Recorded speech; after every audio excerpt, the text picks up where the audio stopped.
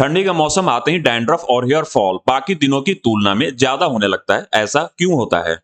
किन किन कारणों से हेयर फॉल होता है? डैंड्रफ कैसे और कितने टाइप के होते हैं? कैसे हेयर फॉल दूसरी बीमारियों से डायरेक्ट कनेक्टेड होता है? किन किन न्यूट्रिशन की कमी से हेयर फॉल होता है? नमस्कार, मेरा नाम विनीत सिंह है और इटनेस फिटनेस के आज के वीडियो में हम जानेंगे कि विंटर सीजन में होने वाले डैंड्रफ और हेयर फॉल को कैसे ओवर द काउंटर मिलने वाली मेडिकेटेड ट्रीटमेंट से ठीक कर सकते हैं, और फिर कुछ होम रेमेडी से, कुछ प्रिकॉशन से भी इसे कैसे ठीक कर सकते हैं। बाकी दिनों में होने वाले हेयर फॉल या डैंड्रफ कई बीमारियों के कारण होते हैं, जिनमें मेन होता है आपका gut health issue. But winter season में होने वाला हेयर फॉल और डैंड्रफ ओनली सीजनल होता है, और ये ड्राई एयर यानी हवा में नमी नहीं होने के कारण होता है। बट ऐसा क्यों होता है, थोड़ा इसका साइंस भी जान लेते हैं। गर्म हवा में पानी की मात्रा ज्यादा होती है क्योंकि हीट के कारण पानी का वेपोराइजेशन ज्यादा होता है। वेपर बनने से पानी का वॉल्यूम बढ़ जाता है, जिससे इसकी डेंसिटी कम हो जाती है और इस कारण यह हल्का होकर हवा में मिल जाता है वेपर के रूप में।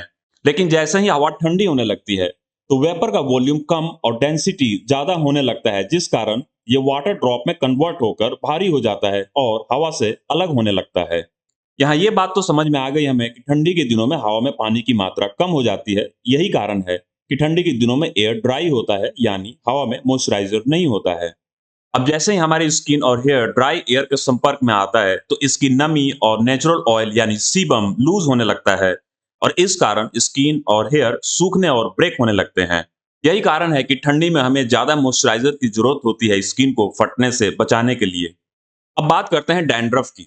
डैंड्रफ मेनली फंगस होता है जो बालों में डस्ट जमने से भी होता है, या कोई भी पेट की बीमारी होती है उसमें गट फ्लोरा यानी माइक्रोबायम वीक होते हैं, जिस कारण ये बाहरी बैक्टीरिया को काउंटर नहीं कर पाते हैं, जिस कारण फंगस डेवलप होते हैं स्काल्प पे। और ये हेयर के नेचुरल ऑयल को खाते हैं, जिससे बाल वीक होकर के गिरने लगते हैं। लेकिन विंटर सीजन में जो डैंड्रफ होते हैं वो फंगस नहीं बल्कि स्काल्प के डेड स्किन के फ्लैक्स होते हैं। और ये तब होता है जब स्काल्प की स्किन की नमी और ऑयल ड्राई एयर के कांटेक्ट में आने से सूखने लगता है और ब्रेक होकर फ्लैक में कन्वर्ट हो जाता है। यही डैंड्रफ की तरह दिखने लगता है। अब इतना जान लेने के बाद हम आसानी से समझ सकते हैं कि अगर विंटर में डैंड्रफ और हेयर फॉल से बचना है तो हमें स्कैल्प और हेयर की नमी को बचाना होगा, और अगर डैंड्रफ फंगस के कारण है तो उसका ट्रीटमेंट करना होगा। विंटर में लोग गलती ये करते हैं कि गर्म पानी से बालों को धोते हैं, जिससे स्कैल्प और हेयर का नेचुरल ऑयल सीबम खत्म हो जाता है और ये ब्रेक होने लगता है। बालों को हमेशा ठंडे पानी से वॉश करें, और अगर पानी बहुत ठंडा हो तो थोड़ा गुनगुना करें, जिससे ये नॉर्मल रूम टेम्परेचर के बराबर यानी 18 से 20 डिग्री सेल्सियस के बराबर हो जाए। इससे ज्यादा गर्म पानी होने पर नेचुरल ऑयल लूज होने लगेगा, जिससे हेयर और स्कैल्प ड्राई और रफ होकर ब्रेक होने लगते हैं। फ्रीक्वेंट या ओवर वॉश ना करें शैम्पू से, जिससे उसका नेचुरल ऑयल लूज हो। बालों में कम से कम 2 बार ऑयलिंग जरूर करें हफ्ते में। बेटर होता है कि नाइट में ऑयल थोड़ा सा गुनगुना करके लगाएं। ध्यान रखें, कोई भी चीज ज्यादा गर्म बालों पे अप्लाई नहीं करना है। ऑयल भी ल्यूक वार्म होना चाहिए। एंड मॉर्निंग में शैम्पू से वॉश कर लें। शैम्पू करने के बाद कोई भी कंपनी का लिव इन कंडीशनर अप्लाई करें जो इसके मॉइस्चर को लूज होने से बचा सके। आइडियल है कि हफ्ते में बालों को 2 बार ऑयलिंग और 2 बार ही शैम्पू करें। अगर डैंड्रफ फंगस के कारण है तो किसी भी कंपनी के केटोकोनाजोल शैम्पू से हेयर को वॉश करें। यह मेडिकेटेड शैम्पू होता है जो किसी भी मेडिकल शॉप पे मिलेगा।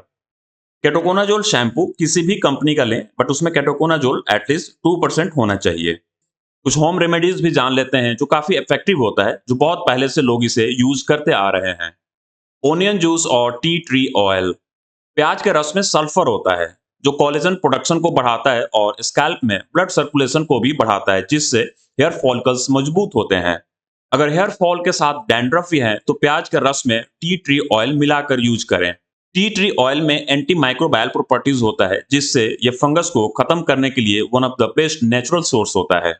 इसके अलावा आप मेथी के साथ दही या नींबू का रस और कोकोनट ऑयल का मिक्सचर अप्लाई कर सकते हैं। इसमें मेथी को ओवरनाइट पानी में भिगो कर रखें, देन नेक्स्ट डे उसे ग्राइंड करके पेस्ट बना लें। देन उसमें दही या नींबू के रस के साथ कोकोनट ऑयल का पेस्ट बना के बालों पे लगाएं और 30 से 40 मिनट्स तक छोड़ दें, फिर वॉश कर लें इसे। ये एंटी डैंड्रफ और कंडीशनिंग दोनों का काम करता है।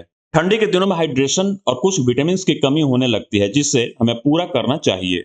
ठंड में प्यास नहीं लगने के कारण बहुत से लोग पानी कम पीते हैं, जिससे बॉडी डिहाइड्रेटेड रहता है, और ऐसे में पानी को टाइम टू टाइम पीते रहना चाहिए, जिससे स्किन और बालों में नमी बनी रहे।